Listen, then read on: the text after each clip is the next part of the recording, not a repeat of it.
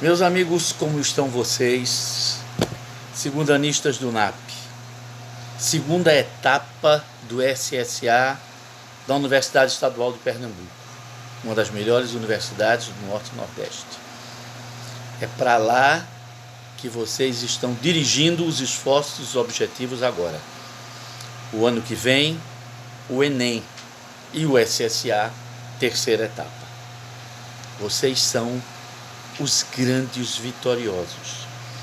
2 anos de pandemia e vocês aí firmes, responsáveis, estudando, se esforçando, dando conta desse absurdo que foi todos esses acontecimentos. E vocês chegaram ao fim desse processo em 2021. O ano que vem, vocês não estarão mais no NAP, mas estarão sim concluindo essa preparação que desde 2019 vocês vêm fazendo. E é claro, existe também uma parcela de elogio, né, de vitória à equipe do NAP, né, aos professores, à coordenação, aos funcionários, a todos que se dispuseram a enfrentar essas dificuldades e a vencê-las, porque é assim que acontece. Então, nós estamos encerrando esse trabalho todo. E nada melhor do que a gente se preparar para o que vem aí. A prova de filosofia do SSA, etapa 2, que é a que vocês vão fazer. Bom, você já tem aí os testes, a sequência dos testes na tela. Vamos então a eles. O primeiro teste é, um texto do filósofo Gilles Deleuze, um francês, falando sobre o que é filosofia e o que é ser filósofo. Vamos a ele. Só se pode entender o que é filosofia a que ponto ela não é uma coisa abstrata. A filosofia não está pairando no ar. A filosofia está com os pés no chão. Da mesma forma que um quadro, ou uma obra musical, uma pintura, ou uma sinfonia, não são absolutamente abstratos. Estão ligados a uma cultura, a um povo, a uma ideia, a uma expressão, a um tema. Só através da história da filosofia, com a condição de concebê-la corretamente, é que a gente vê que a filosofia está ligada às coisas do real. Há uma coisa que me parece certa. Um filósofo não é uma pessoa que contempla e também que reflete. Não é não. Vê o que diz Deleuze. O filósofo é alguém que cria, como um artista, um pintor, um músico, um escultor, um escritor, um poeta. Só que ele cria uma coisa muito especial. Ele cria conceitos, ele cria ideias, ele cria modelos para explicar a realidade. Os conceitos não nascem prontos. Não andam pelo céu, não são estrelas para a gente olhar e se admirar. É preciso criar os conceitos, é preciso fabricar os conceitos em função dos problemas que a realidade tem. E a esses problemas a gente tem que enfrentar e dar um sentido. Em suma, em resumo, fazer filosofia é observar os problemas, ver os problemas que têm possibilidade de ser entendidos e de ter respostas, e criar respostas, conceitos, modelos que nos fazem avançar na compreensão e na solução dos problemas. É para isso que servem os filósofos, para inventar soluções para os problemas que as outras ciências, os outros conhecimentos humanos não têm solução, não têm respostas. A partir desse excerto quer dizer trecho, pedacinho, fragmento, parte. A partir desse excerto acima, seguem as seguintes afirmações. Primeiro, para Deleuze, a tarefa do filósofo é criativa. Está no texto. Né? O filósofo é alguém que cria. Conforme a concepção de Deleuze, a filosofia cabe contemplar e refletir sobre os problemas que existem dentro de sempre. E, para eles, encontrar conceitos que verdadeira e definitivamente solucionem. Está escrito aí. Só que ele cria um tipo de coisa muito especial. Ele cria conceitos. É preciso criá-los, fabricá-los, em função dos problemas que são constituídos, problemas que o pensamento enfrenta e que têm um sentido. A segunda afirmativa é verdadeira. Terceiro, a filosofia é uma atividade criativa. O filósofo tem que criar respostas aos problemas, assim como a arte. Só que a filosofia cria conceitos, modelos explicativos para as coisas. Quarta afirmativa. Deleuze retira do filósofo o direito à reflexão sobre o mundo, ou sobre o que os outros filósofos pensaram. Não tem isso aí no texto. O texto não está falando disso. A quarta afirmativa, portanto, é mentirosa. Está errada. O que é que tem certo? 1, 2, 3. Cadê a resposta? Apenas uma das afirmativas está incorreta. Letra B. Letra B é a resposta. Muito bem. Segunda questão.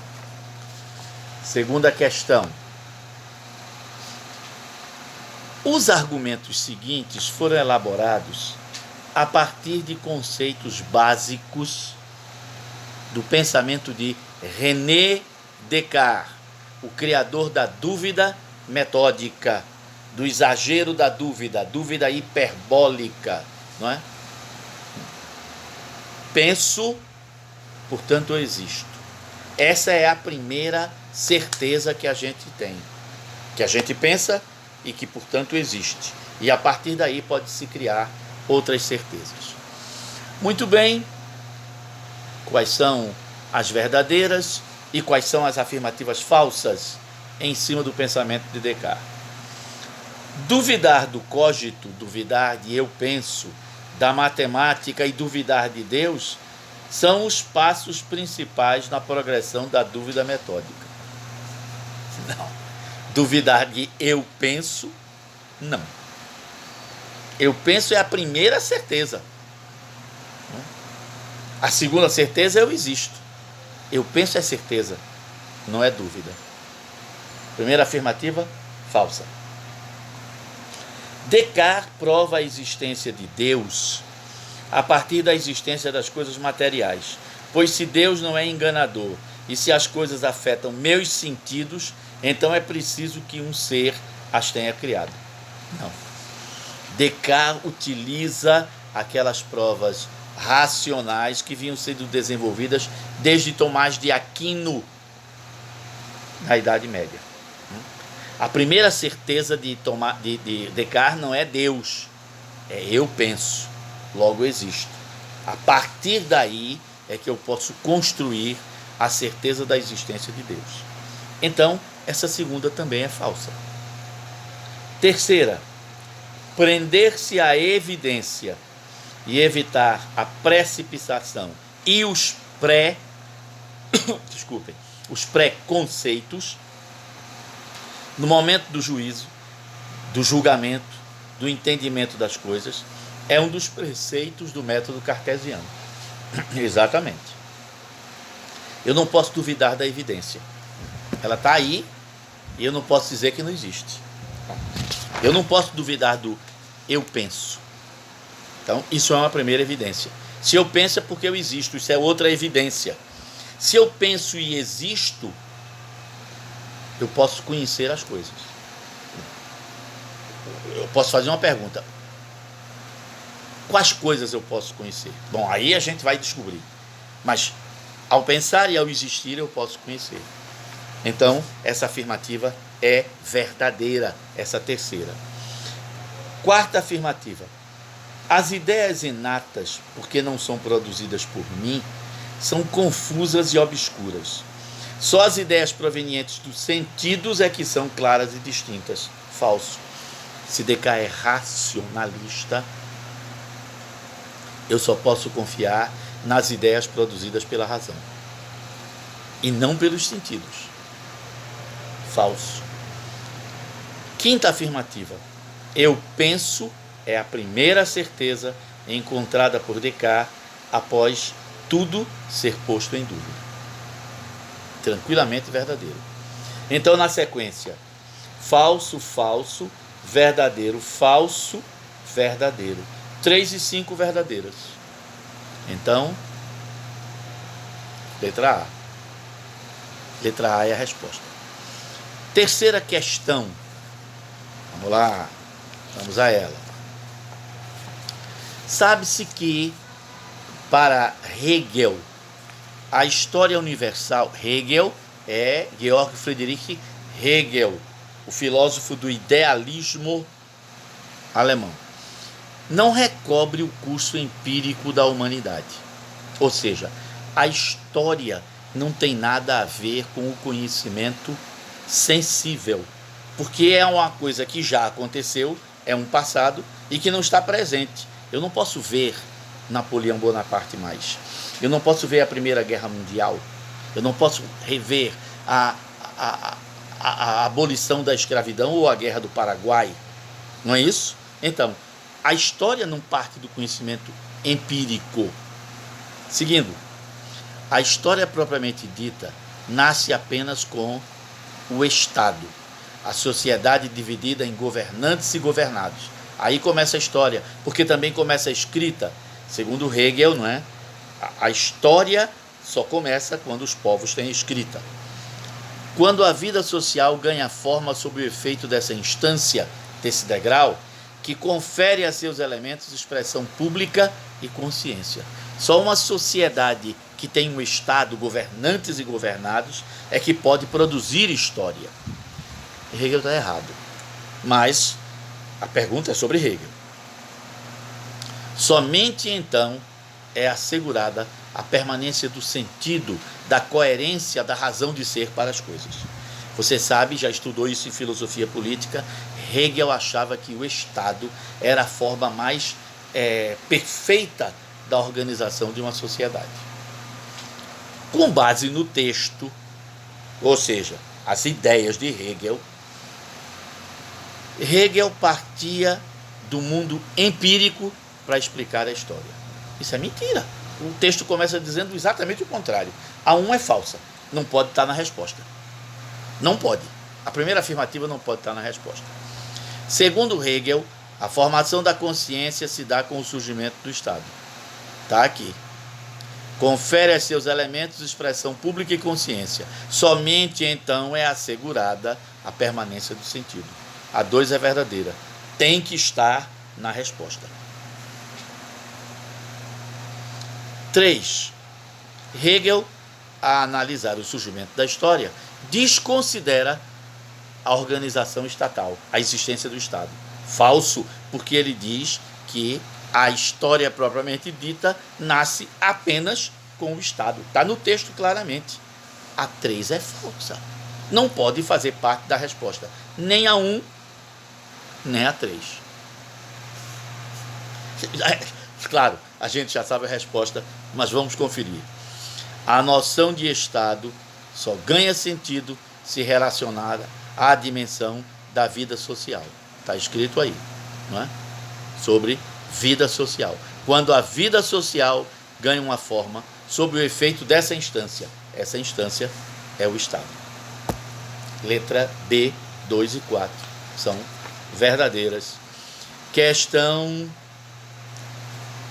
4. Vamos à questão 4.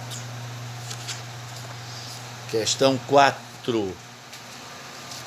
Sobre o mito.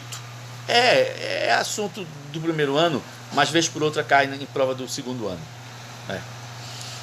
O verdadeiro substrato, base do mito, não é de pensamento, mas de sentimento. O mito é fruto do medo diante da realidade. E esse medo leva o homem a querer explicar a realidade. O mito e a religião primitiva não são, de maneira alguma, totalmente incoerentes. Eles são coerentes para quem acredita neles, nem destituídos de senso ou de razão, de sentido ou de explicação. Claro, é uma explicação sobrenatural, religiosa, mas é uma explicação. Tem lógica para quem acredita nele, tem sentido para quem acredita nele. Mas sua coerência depende muito mais da unidade de sentimento, a ideia social, do que de regras lógicas, racionais, que serão criadas depois pela filosofia. Pronto. A partir dessas afirmativas desse texto, vamos ver as afirmativas falsas e verdadeiras. O mito é uma forma que o homem tem de se situar no mundo, isto é, de encontrar seu lugar entre os demais seres da natureza, de explicar quem eu sou, de onde eu vim, quem me criou, como é que eu nasci, como é que apareceu a humanidade. Verdadeiro. O mito antropogônico, o mito cosmogônico, o mito teogônico. A verdade do mito não obedece a uma lógica, não é? Nem a verdade empírica, nem a verdade científica. O mito, está vendo? Sentimental. Vem do sentimento. É o medo primitivo que faz nascer o mito. O pensamento mítico tem como fundamento o racionalismo. Não é. Não é. O texto está dizendo que não é. Não é o pensamento, mas o sentimento. Terceira afirmativa é falsa. Não pode fazer parte da resposta. O mito nasce do desejo de dominação do mundo, para afugentar o medo e a insegurança. Pá, grave certo. O mito é para afugentar o medo, a insegurança.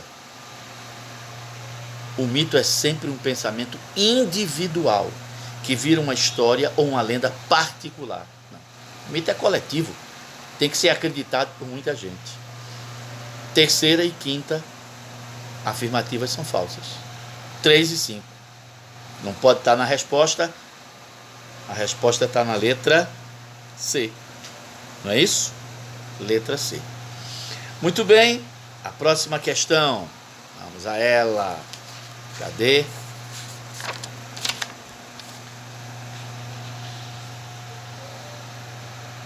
Sobre cultura. É isso mesmo. Cultura também é assunto do primeiro ano e vez por outra aparece em questão do terceiro ano. Cultura. A cultura constitui, portanto, um processo pelo qual os homens orientam e dão significado às suas ações através de uma manipulação simbólica. Manipulação simbólica. Que é atributo fundamental de toda a prática humana. Nesse sentido, toda a análise de fenômenos culturais é necessariamente análise da dinâmica cultural, porque a cultura está o tempo todo mudando. A cultura que nós temos hoje não é a mesma cultura que os meus pais tiveram. A cultura dos meus avós é diferente da dos meus pais, e assim sucessivamente. A cultura que os meus netos têm passa por coisas que não tem nada a ver comigo. A diferença entre mim e eles, não é? Meio século, já é suficiente para eu perceber que a maneira deles verem o mundo é diferente da minha. Que bom, não é? Que bom que as coisas mudam. Muito bem, seguindo. Isto é, do processo permanente de reorganização das representações na prática social. A maneira de ver, de interpretar, de entender o mundo vai variando ao longo do tempo. Representações essas que são simultaneamente condição, causa e produto, consequência dessa prática cultural, dessa vivência da cultura. Ou seja, A cultura que eu recebi, da maneira como eu recebi e da maneira como eu comecei a praticá-la, a fazê-la funcionar, fez com que ela se tornasse causa para a cultura que meus filhos vão herdar. E os meus filhos mudaram a cultura que receberam de mim e passaram para os filhos deles, os meus netos, que já fazem diferente. E assim sucessivamente. Pronto. A partir daí, o que é que eu posso dizer? Com base no texto acima, é correto afirmar: cultura significa a manipulação da prática humana que reorganiza e dinamiza os fenômenos sociais. É a manipulação simbólica. Não é manipulação pura. As pessoas não fabricam cultura. As pessoas vão praticando a cultura que receberam. Letra A não é? Letra B. Dinâmica cultural é a reprodução de toda a prática humana. Não. Dinâmica é a mudança que a cultura vai sofrendo. Quer ver outro erro que tem na letra B? Fenômenos culturais que são estáticos por natureza. De forma nenhuma. Os fenômenos culturais são dinâmicos. Eles mudam através do tempo. Letra B não pode. Letra C. Fenômenos culturais são dinâmicos, porque as representações de práticas sociais estão em permanente reorganização. São entendidas de forma diferente ao longo das gerações e por isso são manipuladas simbolicamente pelas gerações seguintes. Letra C parece a resposta. Letra D. Práticas sociais são dinâmicas. São. Porque a cultura é uma manipulação simbólica. Sim. Sujeita a variações simultâneas de significados? Não. A cultura varia, sim, mas de geração para geração dentro do mesmo grupo social. Não é cada um que interpreta a cultura de forma diferente. Por parte dos homens, simultaneamente, cada um tem uma interpretação diferente. De jeito nenhum. Veja que a letra D começa certa, mas termina errada. Letra E. Dinâmica cultural é a manipulação simultânea de significados simbólicos por parte dos homens. Não é isso que tem no texto. Dinâmica cultural é a mudança constante que a cultura, dentro de uma sociedade, sofre através das gerações. Letra C para a questão 5. Questão 6. Vamos a ela. Questão 6. Questão 6. A patrística. A filosofia cristã, a filosofia medieval se divide em duas épocas, não é? Em duas partes. A patrística é a de formação e consolidação. E a escolástica é a de expansão e declínio. Patrística, escolástica. A pergunta é sobre a patrística. A patrística surge no século II depois de Cristo e estende-se por todo o período medieval, conhecido como Alta Idade Média, os primeiros 500 anos da Idade Média. Momentinho que a ficha caiu. Ótimo. Voltou para a minha mão. É considerada a filosofia dos padres, os pais, os formadores da igreja cristã. Entre seus objetivos encontramos a conversão dos pagãos, quem não era cristão, o combate às heresias, àqueles que discordavam das ideias cristãs, e a consolidação dos ensinamentos do cristianismo. Sobre a patrística, ver o que está certo e o que está errado. Vamos lá? A patrística deixa de ser predominante como doutrina do cristianismo quando, a partir do século IX, surge uma nova corrente filosófica, denominada escolástica, que atingiu o apogeu no século XIII, 1200-1201, com Tomás de Aquino. Nome da patrística famoso, Agostinho. Nome da escolástica famoso, Tomás de Aquino. Fundador da patrística, O apóstolo São Paulo escreveu os livros Confissões. Nem São Paulo é o fundador da patrística, mas são os padres da igreja no século II. São Paulo morreu no século I. Primeiro. Quem escreveu Confissões foi Santo Agostinho, que escreveu também A Cidade de Deus. 2 é falsa. 3. Vários pensadores da patrística, entre eles Santo Agostinho, tomam ideias da filosofia clássica grega, particularmente de Platão, que são adaptadas às necessidades das verdades expressas pela teologia cristã. Verdadeiro. Na verdade, a gente aprendeu e sabe que não é diretamente de Platão, mas de um outro pensador que aproveitou as ideias de Platão, que é chamado Plotino, que criou o chamado neoplatonismo. É o neoplatonismo que vai influenciar Santo Agostinho. Mas isso é verdadeiro. A 3 é verdadeira. 4. A aliança que a patrística estabelece entre a fé e a razão caracteriza-se por um predomínio da fé, a graça divina que nos dá o conhecimento, sobre a razão. A razão é falha. Igual a Platão. Não é? Em Santo Agostinho, a razão é auxiliar da fé. E a fé está subordinada. A fé, a razão aqui embaixo. Tomás de Aquino quer colocar fé e razão no mesmo plano. A 4 é verdadeira. Afirmativa 5. A leitura dos filósofos árabes, entre eles Averroes, Avicena, Averroes, ajudou Santo Agostinho. Não pode. Avicena e Averroes são do século XI. Santo Agostinho morreu no século V. 500 anos antes. Então, Avicena e Averroes não podem ter influenciado Santo Agostinho. Está errado. A compreender os princípios da filosofia de Aristóteles. Atenção, Agostinho é influenciado pelo neoplatonismo. A 5ª é falsa. Toda falsa.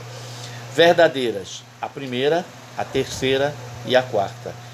Qual é a letra? É isso, certo. Letra E. Exatamente. Letra E é a resposta para a questão 6. Questão 7. Cadê ela? Questão 7. Terminada a antiguidade, Roma, né, havia à disposição do Ocidente medieval, duas concepções filosóficas fundamentais e distintas. A visão grega, resumida por Aristóteles, de que o homem foi formado para viver numa cidade, e a visão cristã de Santo Agostinho, de que o homem foi formado para viver na cidade de Deus, em comunhão com Deus.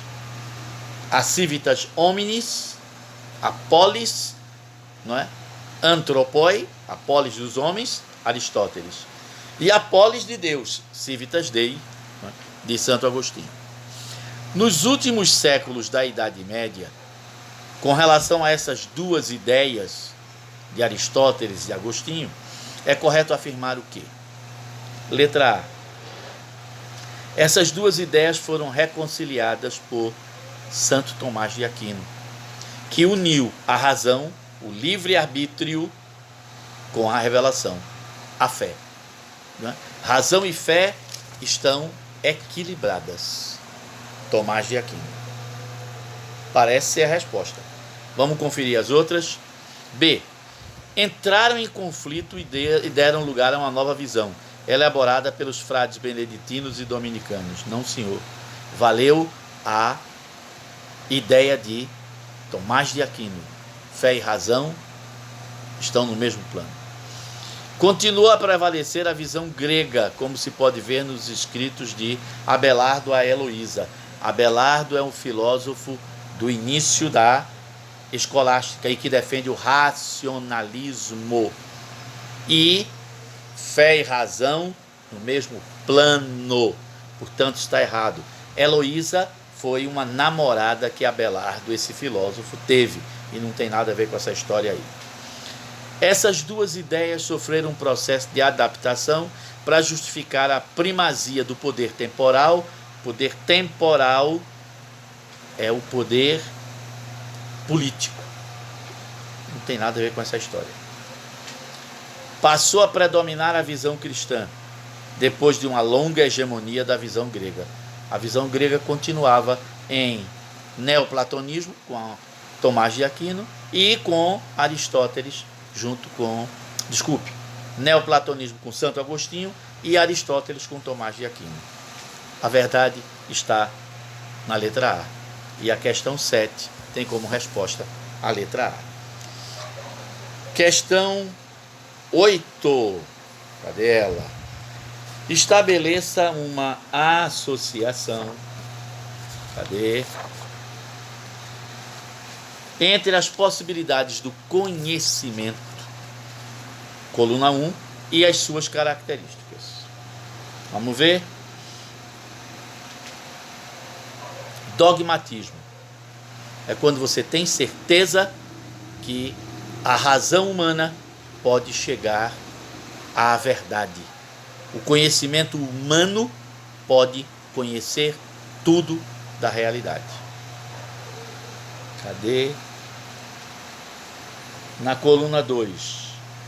Caracteriza-se pela atitude de conhecimento que consiste em acreditar, estar de posse da certeza ou da verdade antes de fazer a crítica da faculdade de conhecer. Pronto. É a certeza que eu vou conhecer e que eu posso conhecer, sem nenhuma dúvida. Isso é dogmatismo. Ceticismo. Ceticismo é a dúvida.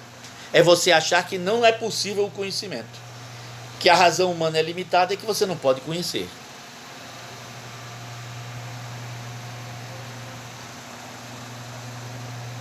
Posição epistemológica segundo a qual o espírito humano nada pode conhecer com certeza. Pronto. Isso é ceticismo.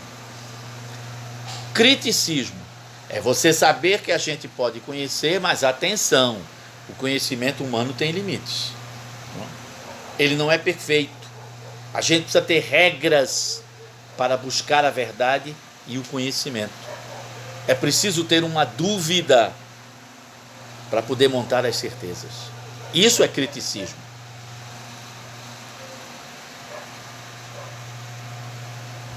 Criticismo caracteriza-se por afirmar que não é possível conhecer as coisas tais como elas são. Apenas podemos conhecer os fenômenos, aquilo que aparece diante de nós. Pragmatismo,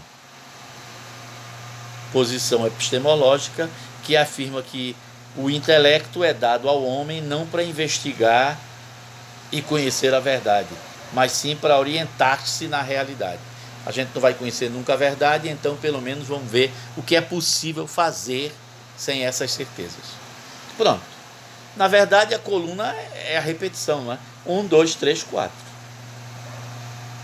As características são essas. Letra B. Para a questão de número 8. Questão 8, portanto, letra B. Questão 9. Vamos a ela. Questão 9. Cadê? Questão 9.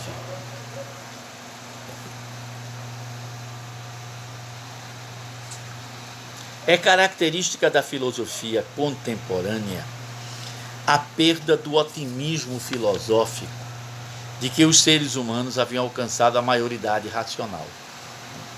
Por que a filosofia contemporânea se tornou meio pessimista? Por conta das guerras que a gente enfrentou, as revoluções, né? A exploração do homem pelo homem. Apesar de a gente ter chegado à revolução industrial, a produção de bens, a miséria cresceu, a fome cresceu, a injustiça cresceu. Por isso esse pessimismo na filosofia contemporânea. Pois o século XX nega uma ciência universal, defendendo uma pluralidade de culturas e diferenças, no momento de criar linguagens, elaborar mitos, organizar o trabalho e conceber as artes. sobre a filosofia contemporânea, o que é verdadeiro e o que não é. A hermenêutica quer dizer interpretar o que está fechado. Hermenêuticos é o que está fechado, que a gente não consegue, ver antes de abrir.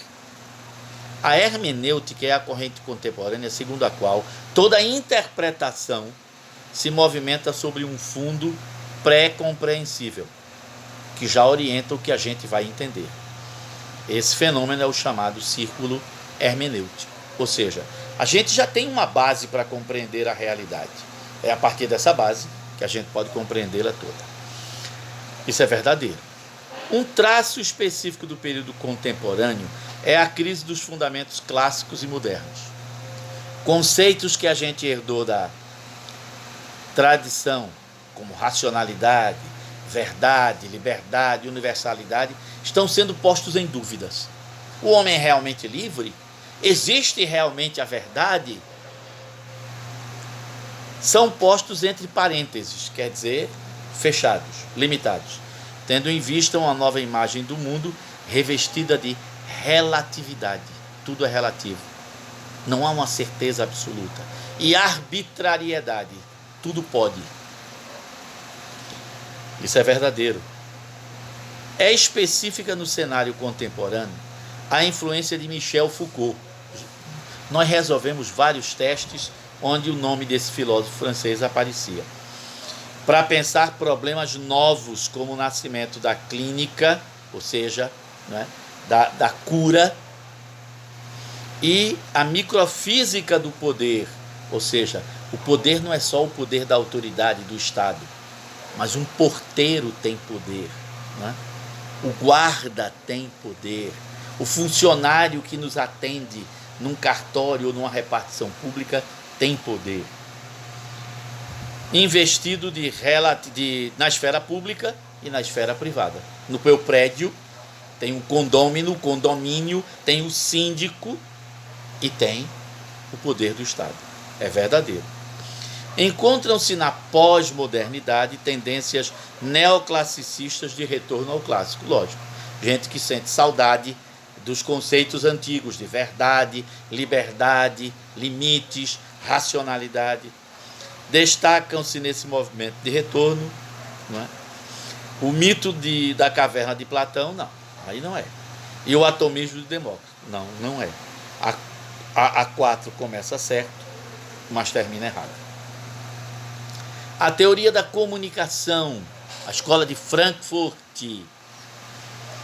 de Jürgen Habermas e Karl Appel, não defende princípios éticos universais absolutos. Realmente, a maneira de entender o que é certo e errado do mundo oriental não é o nosso, do mundo ocidental.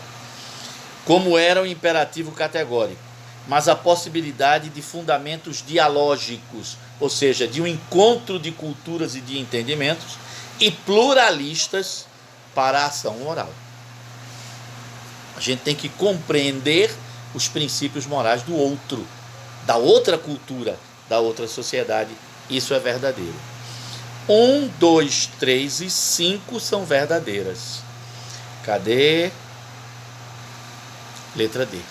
É a resposta para a questão, de número 9. Questão 10, nossa última questão. Cadê ela? Sobre filosofia política. Na teoria geral do Estado, distinguem-se, embora nem sempre com uma clara linha democrática, as formas de governo do tipo Estado e os tipos de Estado. Na tipologia das formas de governo, leva-se mais em conta a estrutura de poder e as relações entre os vários órgãos, dos quais a Constituição solicita o exercício de poder. Na tipologia dos tipos de Estado, mais as relações de classe, relações entre sistemas de poder e a sociedade subjacente, que está embaixo.